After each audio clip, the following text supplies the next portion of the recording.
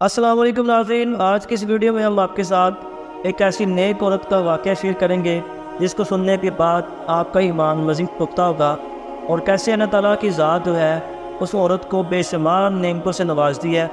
یہ وہ عورت ہے جو کہ اپنے شوہر کی بے لوث خدمت کرتی ہے، اور اس کے بدلے میں اللہ تعالیٰ کی ذات اس کی قبر کو ٹھنڈا کر دیتے ہیں اور اس کی آخرت کو سنوار دیتے ہیں۔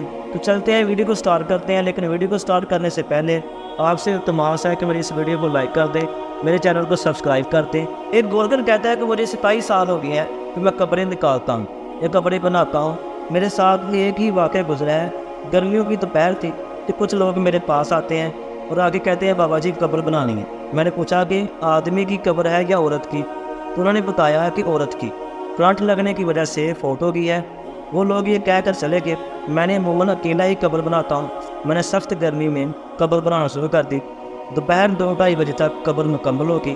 قبر کو فائنل ٹچ دینے کے لیے، انہیں مکمل طور پہ سیٹ کرنے کے لیے میں نے قبر کے اندر کدال ماری، یعنی چھلانگ لگائی، تو مجھے ایسے آواز آئی جیسے کوئی چیز شیشے کی ٹوٹ گئی ہو، اور پاس پھر خوشبو پھیل گئی اور قبر ٹھنڈی ہو گئی۔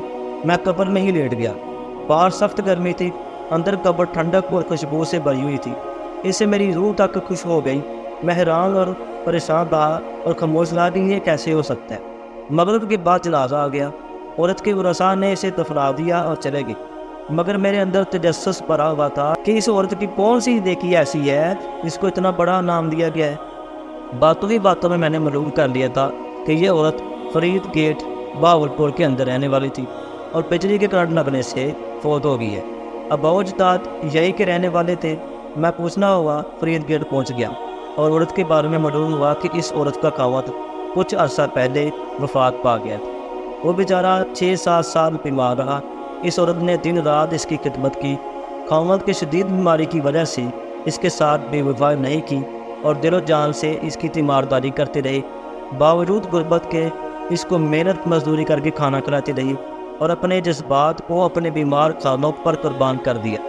جو لوگ اللہ تعالیٰ کی رضا کی خاطر بے لوث انسانیت کی خدمت کرتے ہیں اور اپنی راتیں بھی اللہ تعالیٰ کی راہ میں جاگتے ہیں، انہی لوگوں کو اللہ تعالیٰ جو ہے اپنے انعامات سے نوازتا ہے، اور ایسے انعامات دیتا ہے جس کو کسی آنکھ نے نہ دیکھا ہوتا ہے اور نہ تصور کیا ہوتا ہے۔ خوش نصیب ہوتے ہیں وہ لوگ جن کی قبریں خوشبو و ٹھنڈک سے بھری ہوتی ہیں۔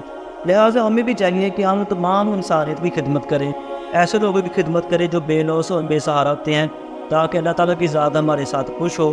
اللہ تعالیٰ کی ذات جب خوش ہوتی ہے تو وہ بے شمار نعمتوں سے ہمیں نوازتی ہے۔ میری اس ویڈیو کو لائک کر دیں، میرے اس چینل کو سبسکرائب کر دیں۔ تھینک یو، اللہ حافظ۔